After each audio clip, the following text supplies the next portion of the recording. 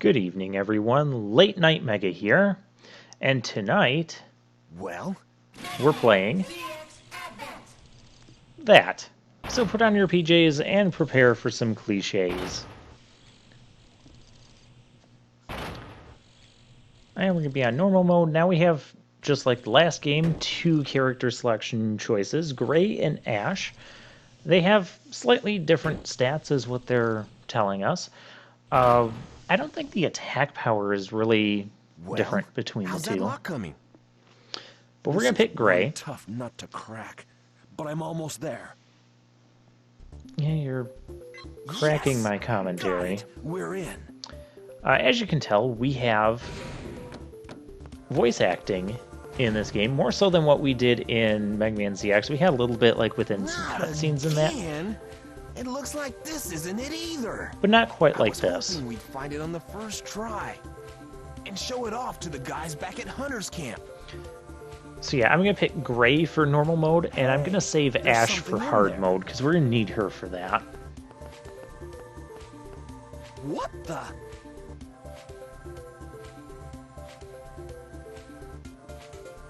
Hey, look, it's our main character. A Reploid kid? No way! What's it doing here? Hey, don't touch it. If you trip the security, we'll have mechanoids crawling all over us.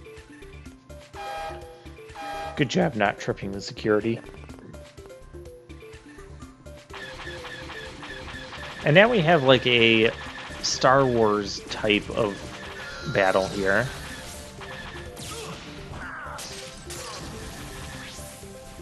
Oh, that's not good.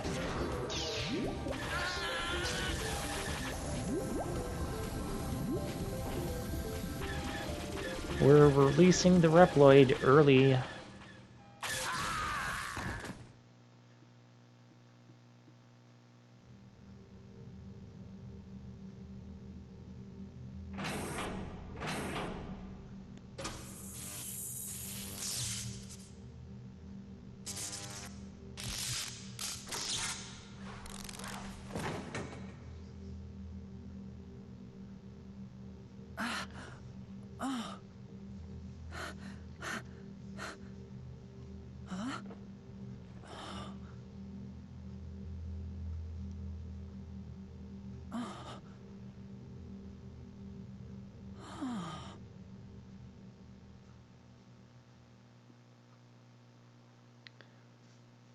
Alright, and suddenly... What the? What happened? Where am I? Who am I? Valid Oh, questions. I can't remember anything. And we haven't seen this before in video games. Who are you? Oh, we know who that is. It's Pandora. I am Pandora.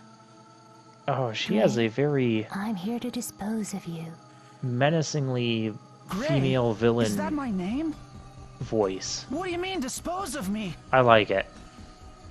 You are like me, a Mega Man. But you were awakened before the mind control sequence was completed.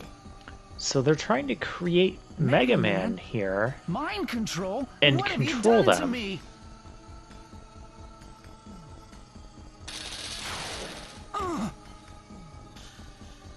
Defectives must be disposed of. I don't think this guy will be needing his weapon anymore. Ah! And Pandora just kind of floats there and lets us run. Why did she call me defective? Well, Anyway, she kind of I have to explained find a way that. out of here before they kill me. It's because you woke up before the mind control was fully implemented. Which explains why he doesn't have memories. And he's a Reploid, and he just, like, woke up for the first time. But you can see, once you've played, like, the Mega Man Legends games and you're familiar with, ooh, we can break this stuff. No real reason. You didn't have to do that, but it's fun. you can see that we are on a clear path towards the events that lead to the Mega Man Legends series, where we have different Mega Man set up, like Mega Man Juno. So apparently what they're doing is they're trying to create these Mega Men in preparation for ruling over different sectors of the world, like Mega Man Juno ruled over the Cadillacs Island region. Interesting connections. Don't touch the gas. You don't want to be messing with that.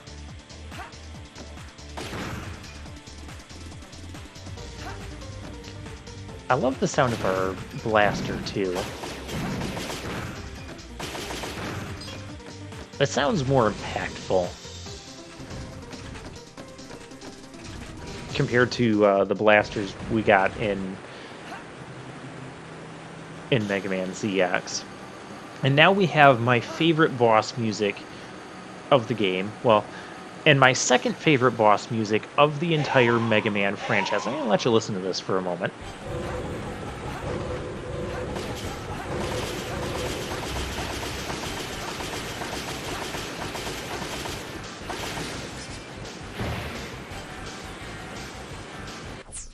And this is me pausing to see if I can make the background music louder.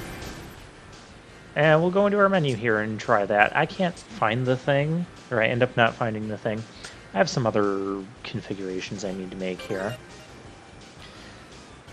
But anyways, I just love this music. It's fast-paced, it's upbeat, it has that boss fight feel to it.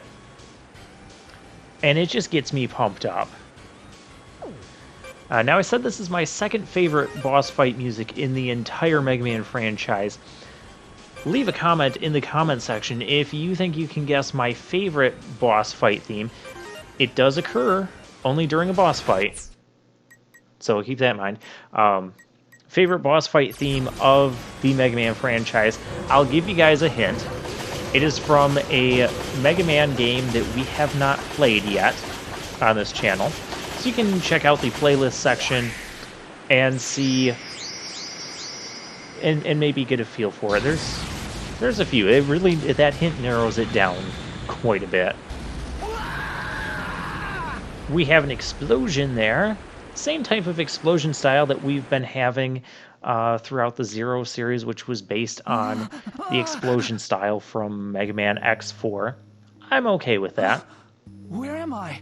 I like that boss explosion style anyways, and I think ZX Advent does it the best of anything we've seen since let's X4. Just calm down, okay? Are you here to kill me?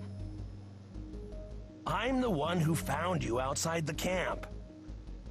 Put down your weapon. I'm not going to hurt you. You helped me?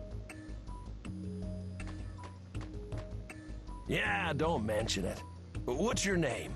And what the heck happened to you? Gray. At least that's what she called me anyway. When I woke up, I was inside some kind of building. And there was a woman. She said her name was Pandora. Right before she tried to kill me, I ran. Everything after that is a blur. Well, we fought a boss, had some there cool must be boss some music. reason you can't remember. Bridge Don't collapsed let it and get we you fell. down. It'll all come back to you. This is Hunter's Camp, a gathering place for bounty hunters. They're a pretty rowdy bunch, but they're all good people. It's good to have guys like them around. Hey, you haven't had a chance to see the camp yet. Okay, exit this room and meet me at the transerver next door. There's something I want to show you.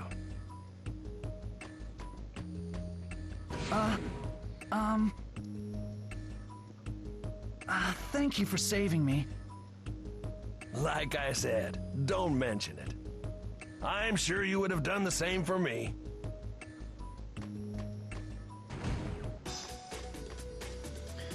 Alright, so this is Hunter's Camp, our essentially base camp of the game. And we can talk to these people. Most of them will just tell you like a little bit of what they do around Hunter's Camp and tell you their name, and that's about it. They're mostly not important. The data room administrator. Oh yeah, the secret discs will be back. We haven't really collected any yet, so no need to worry about that. Okay, so by next door, he meant this way next door.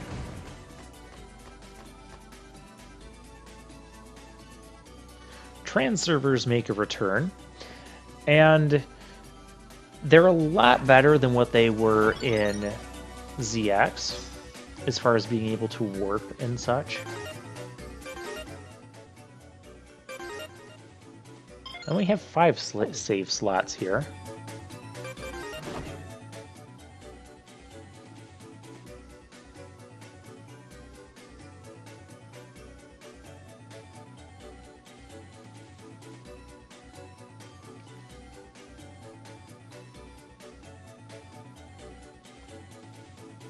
Yeah, that's always good advice.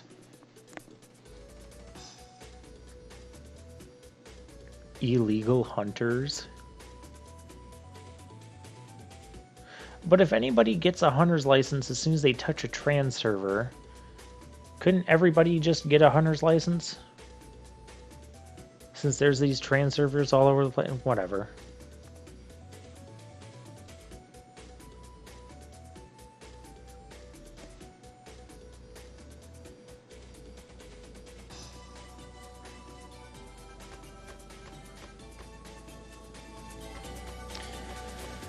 And these are warp points. So you'll find warp points throughout the stages. Roughly you'll find one every time we get a map section. So this is Hunter's Camp 1. You won't necessarily have one in Hunter's Camp 2 and 3, but when we get to the actual stages. And so any trans server can warp you to a warp point, which is kind of cool. But the downside is it's a one-way sort of deal. And that's the only thing I don't really like about them. You can't really warp back and forth between your trans server. But if you can, you'd essentially be breaking the game, because then these warp points also function as checkpoints throughout your stages. And so after each checkpoint, you could actually go and save and then warp back to your checkpoint. And then essentially you wouldn't have to redo the other earlier parts of the stage if you game overed. Granted, you could do something like that anyways if you just get to a warp point and then back out of the stage, but you'd have to travel all the way back out of the stage, and that's really more effort than what it's worth. But it's a lot more convenient to get back to different places and different parts of different stages as well. The downside is you have to pay E-crystals in order to activate them. I think in hard mode it might cost you double the amount of E-crystals to activate them. It costs 100 here. It might cost 200 there. I don't remember for sure, but I just remember running out of E-crystals a lot faster in hard mode, not having enough to activate as many warp points as I would have preferred. But we'll deal with that when we get to hard mode. We will be doing hard mode in this game, because there are significant enough differences that make me want to do hard mode. And this acts as like a item, I think it's like a trophy room. It could just be like a treasure room as well, for various knickknacks we pick up along the game that just don't really have any other meaning or purpose. This guy, he looks like he's dressed up like Shadow Man EXE. He looks really weird. Or the Tick. That mask thing reminds me of the Tick. If anybody knows what that even is. And here they're trying to drill Lost Technology. I think the place they drill to ends up being a somewhat significant place, as far as like an Easter egg from a previous Mega Man game goes. I could be wrong on my memory of that. We'll find out when we get to that. We can't deal with that thing down there, and we can't play basketball. Which that's okay, because I'm not very good at basketball. I'm not a fan of basketball either. I respect it as a sport and everything. I respect the people that can play it. I'm just not one of those people.